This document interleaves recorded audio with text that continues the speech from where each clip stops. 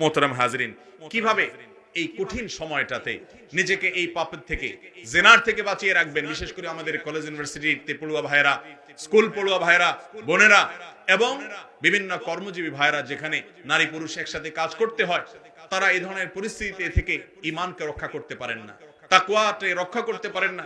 শয়তান তাদেরকে কুপকাত করে ফেলে, তাদের দিয়ে অন্যায় করিয়ে ফেলে। কিভাবে বাঁচবেন?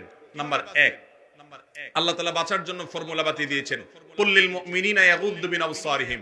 হে রাসূল, আপনি ঈমানদার পুরুষদেরকে বলে দিন চোখ যেন সংযত করে। আপনি অপাত্রে দৃষ্টিপাত করবেন না, কারণ যেই নারীকে আল্লাহ রাব্বুল আলামিন আপনার জন্য গায়রে মাহরাম রেখেছেন, যিনি আপনার মাহরাম নন, যিনি আপনার পরিবারের সদস্য অর্থাৎ মা কিংবা বোন নন, বা যাদের সাথে দেখা যাওয়া যায় এরকম নন, এই নারীর দিকে দৃষ্টিপাত যদি আপনি করেন, তাহলে আপনার মনে বাজে চিন্তা আসবে। এখন না আসুক, পরে আসবে, আজ না আসুক, কাল আসবে, আসবেই। এরপরে আপনি মনে মনে জেনা লিপ্ত হবেন, চোখে দেখে যে হারাম স্বাদ নেবেন, সেটা এক প্রকারের জেনা, এবং এরপরে চূড়ান্ত জেনার দিকে চলে যাওয়ার আশঙ্কা আছে। এই জন্য আল্লাহ বলেছেন ওয়ালা তাকরাবুজ জেনা, জেনা করো না। আল্লাহ তা না বলে বলছেন জেনার কাছেও যেও না, কারণ আল্লাহ জানেন এই অপরাধটি এরকম যে কাছাকাছি গেলে আস্তে আস্তে মানুষ লিপ্ত হয়ে যায়, নিজেকে আর বাঁচাতে পারে না।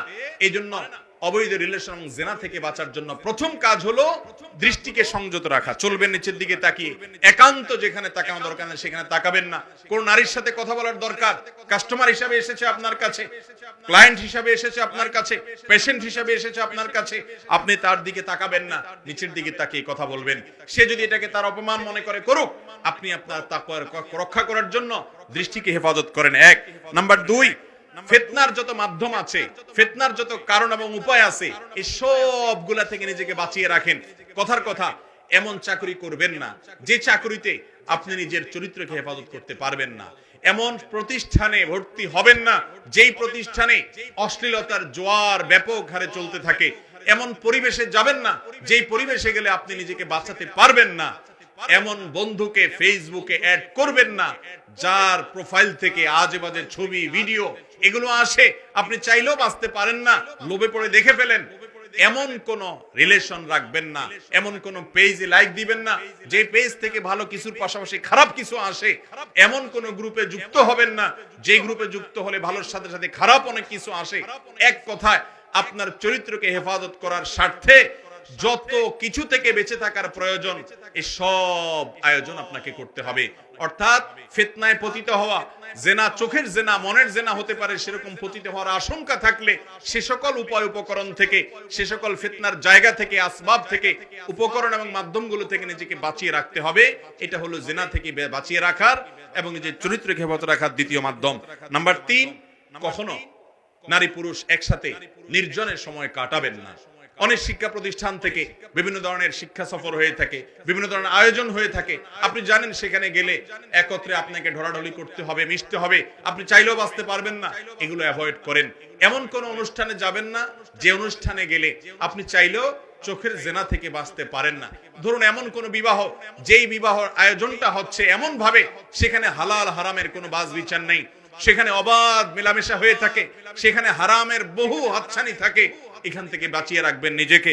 বিশেষ করে কোন পুরুষ, কোন নারী যদি নির্জনে থাকে কোথাও, নবী করিম সাল্লাল্লাহু আলাইহি সাল্লাম বলেছেন তাদের মধ্যে তৃতীয় জন হিসেবে শয়তান এসে মনের ভিতরে বাজে চিন্তা তৈরি করে। এমনকি কোন কক্ষে বাবা একা, মেয়ে একা, আর কেউ নেই, এইভাবে সেখানে নির্জনতার সাথে কাটাতে পর্যন্ত নবী করিম সাল্লাল্লাহু আলাইহি সাল্লাম নিষেধ করেছেন। কারণ শয়তান সেখানে এক সময় না এক সময় মনের মধ্যে বাজে চিন্তা অন্তত আনতে পারে, সে আশঙ্কা আছে।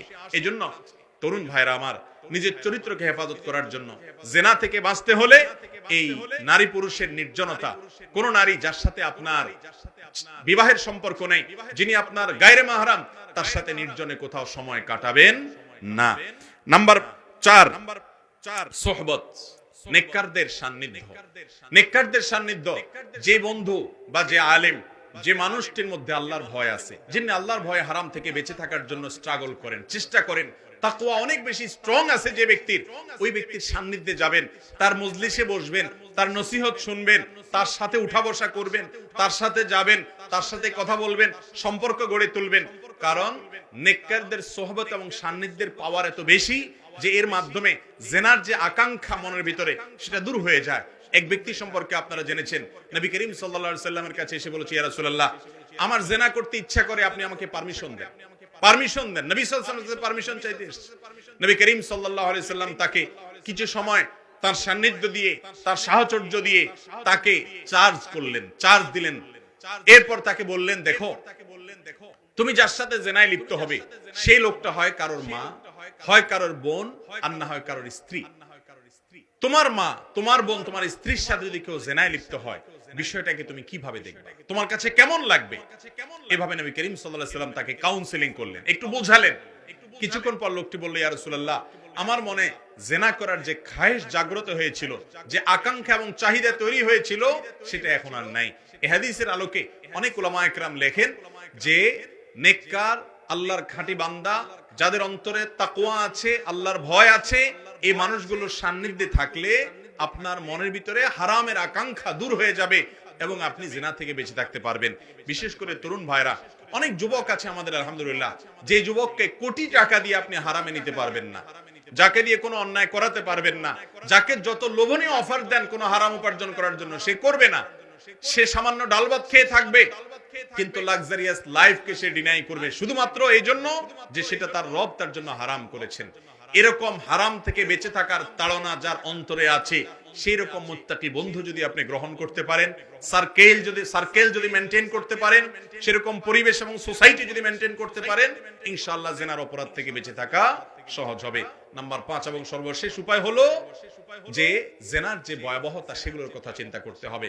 জেনা এমন একটা অপরাধ, এই অপরাধ যখন মানুষ সংগঠন করে তখন সামান্য স্বাদ বা সামান্য ভোগ উপভোগ সে করে, কিন্তু পরবর্তীতে সারা জীবনের জন্য তার মধ্যে অপরাধের অদৃশ্য দাহন, এটা তাকে জ্বালাতে থাকে, তাড়াতে থাকে।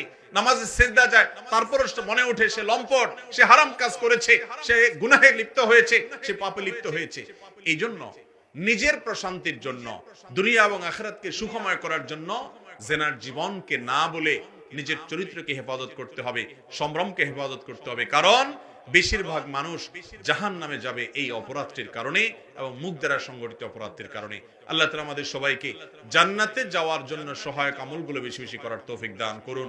জাহান্নাম থেকে নিজেদেরকে বাঁচিয়ে রাখার মতো সহায়ক আমলগুলো বেশি বেশি করার তৌফিক দান করুন। জাযাকুমুল্লাহু খায়রা ওয়া আখিরু দাওয়ানা আলহামদুলিল্লাহি রাব্বিল আলামিন।